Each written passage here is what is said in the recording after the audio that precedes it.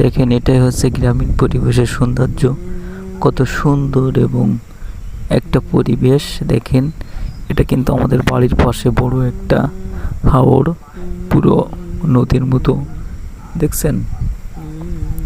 সবসময় সেখানে কিন্তু গরমকাল আসলে বাতাস প্রবাহিত হয় এবং পরিবেশটা এত সুন্দর লাগে এবং মানে কখনো এটা ফ্যানের আমাদের বাতাসের প্রয়োজন হয় না, সবসময় কিন্তু বাতাস হয়।